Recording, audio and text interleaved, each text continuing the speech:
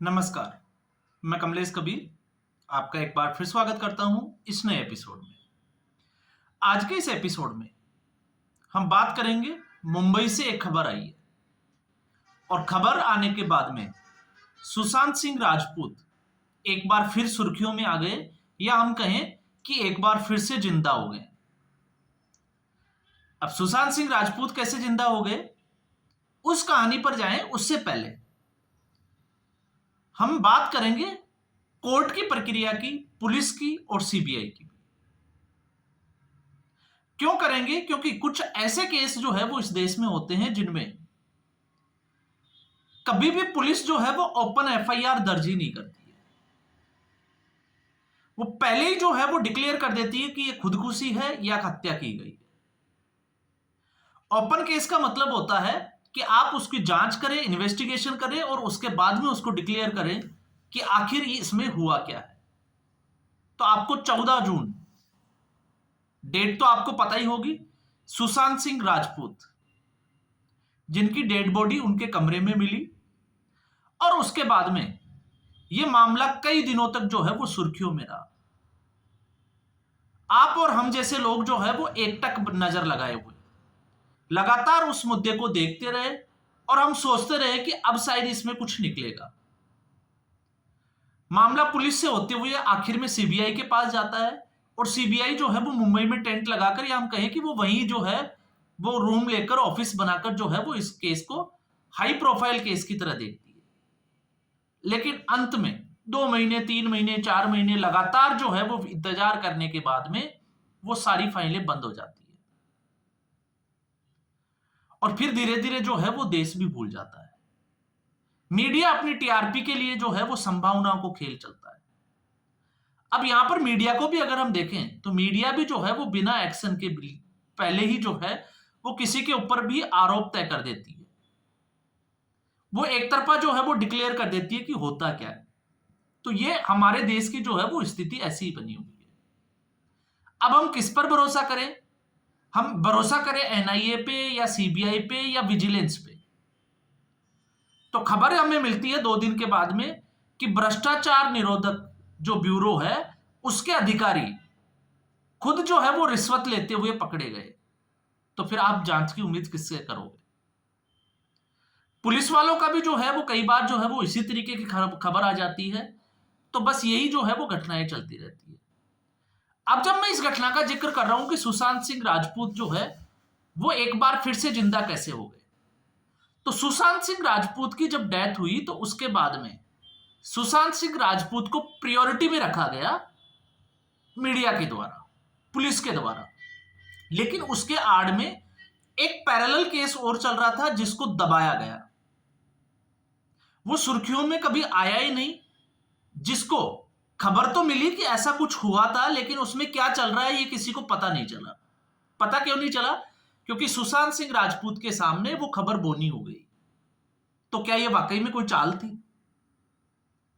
तो ऐसी स्थिति में, और इसको अगर आप समझोगे तो आपको पता चलेगा 14 जून को सुशांत सिंह राजपूत ने सुसाइड किया। अब किया नहीं किया, वो फाइल कब खुलेगी, क्या होगा, हम उसमें नहीं जा रहे।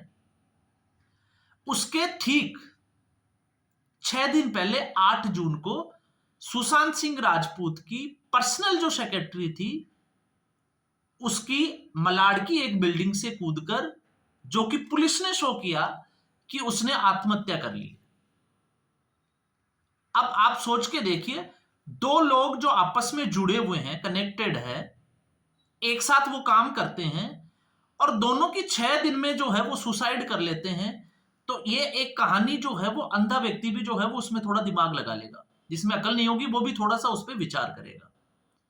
तो 8 जून को, अब 8 जून को क्या हुआ था आप देखोगे तो आज भी जो है वो आपको कुछ ऐसे यूट्यूब पे वीडियो मिल जाएंगे कि ठीक उससे पहले जिसकी हम बात कर रहे हैं, दिशा सालियान, वो एक पार्टी करती हुई नजर आती है, नाचती हुई नजर आती है। आप वो वीडियो जो है वो देख सकते हैं। साथ में कौन लोग हैं मैं उसमें आऊं तो मैं उम्मीद करूंगा कि आप खुद एक बार उसको देखें। और उसके बाद में बिल्कुल वो खुश नजर आती है और फिर खबर आती है कि उसने 14वीं मंजिल से कूदकर जो है वो आत्महत्या कर ली। अब कई जगह जो है वो आपको खबर ये भी मिलेगी कि 8वीं मंजिल। तो आप सोच के देखिए, अगर कोई 14 मंजिल ऊपर से नीचे कूदेगा तो क्या होगा, या फिर 8 मंजिल से कूदेगा, या हम कहते हैं कि 2 या 3 मंजिल से भी वो कूदेगा तो हाथ पैर कुछ तो टूटेगा, कुछ तो फ्रैक्चर आएगा। तो उस वक्त भी ऐसी कुछ कहानी चली थी जिसमें पोस्टमार्टम जो रिपोर्ट थी पुलिस की, वो कुछ और ही इशारा कर रही थी। लेकिन उस पोस्टमार्टम रिपोर्ट को भी दबाया गया, जो भी हुआ, और उसके बाद में सुशांत सिंह राजपूत की डेथ के सामने उसको बिल्कुल दबा दिया गया। और दबा दिया इसलिए गया क्योंकि वो कहानी अब सामने निकल कर आ रही है। और जब हम इसकी बात करते हैं तो उस वक्त दिशा सालियान सुसाइड किया तो नीतीश राणे, जो कि भारतीय जनता पार्टी के एक नेता थे, उन्होंने उस वक्त एक स्टेटमेंट दिया था कि दिशा सालियान का उससे पहले गैंगरेप हुआ और उसके बाद में उसका मर्डर हुआ।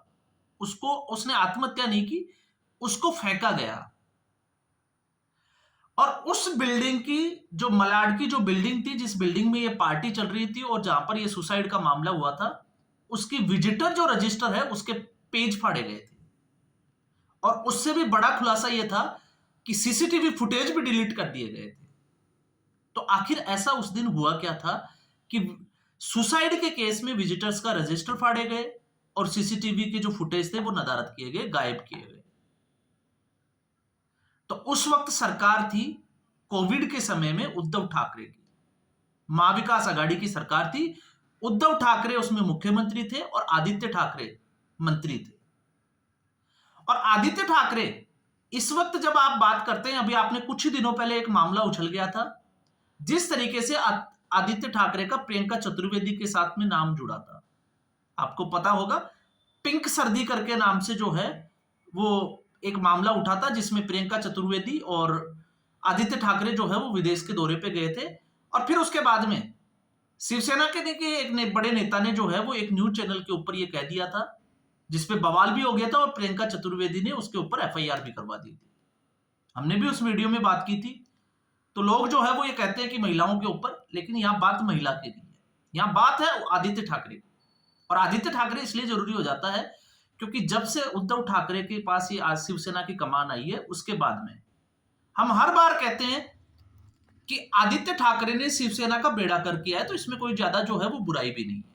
अब जब हम इस मामले में आदित्य ठाकरे को देखते हैं, अब एक बार के लिए जो है प्रियंका चतुर्वेदी का वो क्या मामला था उसमें हम नहीं जाते हैं, हम सीधा इसी मुद्दे पे आते हैं।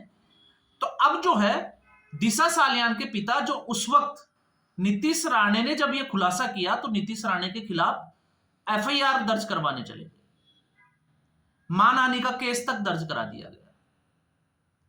और अब वही दिशा सालियान का पिता जो है वो बॉम्बे हाईकोर्ट जाते हैं बुधवार के दिन, और इस केस को रीओपन करने की बात करते हैं। और वो ये कहते हैं कि इस केस में, क्योंकि उस वक्त मुझे भ्रमित किया गया, पुलिस के द्वारा नजरबंद किया गया, और मुझे जो साक्ष्य और सबूत जो दिखाए वो एक तरह से इस तरीके से दिखाए गए कि वो ही सच था। लेकिन सच्चाई ये है कि दिशा सालियान का गैंगरेप हुआ था, और अब जो है वो इसकी जांच सीबीआई को देनी चाहिए। और आदित्य ठाकरे के साथ में जो नाम लिए वो थे आदित्य पंचोली, डिनो मौर्य और साथ में रिया चक्रवर्ती। और ये वही रिया चक्रवर्ती है जिसका आपको पता होगा सुशांत सिंह राजपूत के केस में जिससे पूछताछ की गई। तो आखिर ये माजरा क्या है? तो फिर सवाल ये हो जाता है कि क्या बॉम्बे हाईकोर्ट, क्योंकि केस अगर रीओपन कराने की बात होती है तो केस रीओपन तो हो जाएगा, तो क्या यह जांच सीबीआई को दी जाएगी? और सीबीआई को अगर जांच दी जाती है तो अब जब नीतीश राणे भी ये कह रहा है कि मैं तो उसी दिन कह रहा था कि ऐसा कुछ हुआ है, तो क्या इसमें कुछ नए तथ्य सामने आएंगे? और अगर इसमें कुछ नया डेवलपमेंट आता है तो फिर इस केस का सुशांत सिंह राजपूत के केस से क्या कनेक्शन है? फिर जनता के सामने उसकी भी सच्चाई सामने आना जरूरी हो जाएगा, या हम कहें कि वो सच्चाई जो है वो सामने आनी ही चाहिए। तो अब सवाल बड़ा यही होता है कि उस वक्त जो है वो बॉलीवुड के ऊपर भी अंगुली उठी थी, ड्रग कार्टेल्स के भी अलग अलग एंगल्स जो है वो निकल कर आए थे, लेकिन फिर बात आ जाती है जांच एजेंसियों की भूमिका की कि आखिर इस देश में इन जांच एजेंसियों का रवैया दोहरा क्यों, और फिर उसके बाद में आ जाता है न्याय प्रणाली कि आखिर न्यायिक प्रक्रिया में इनको छूट क्यों दे दी जाती है। अब आदित्य ठाकरे सरकार में तो नहीं है, लेकिन आप मान सकते हैं कि उस वक्त सरकार जो थी वो इन्हीं लोगों के पास थी, पावर थी। तो हो सकता है अगर ऐसा हुआ है तो आपको क्या लगता है कि क्या इसमें जो है वो सीबीआई जांच करेगी तो अब वो तथ्य सामने निकल कर आएंगे जिसको पूरा देश जो है वो शक की दृष्टि से देखता है कि ऐसे कैसे हो सकता है कि एक साथ जुड़े हुए दो लोग एक 8 जून को सुसाइड कर ले और फिर एक 14 जून को, जबकि उससे पहले दोनों ही ठीक थे, खुश थे, पार्टी होती है और दोनों के केस में एक जैसी सिमिलरिटी जो है वो निकल कर सामने आती है। तो इसलिए जो है पुलिस की भी भूमिका जो है वो संदिग्ध हो जाती है। तो एक बार फिर जो है वो नाम उछला है सुशांत सिंह राजपूत का, तो वेट एंड वॉच, इंतजार करते हैं कि आखिर जो है वो इसमें क्या निकल कर सामने आता है। तो आज के एपिसोड में बस इतना ही। उम्मीद करूंगा वीडियो एपिसोड आपको पसंद आया होगा। वीडियो को लाइक करें, शेयर करें, चैनल जरूर सब्सक्राइब करें। धन्यवाद।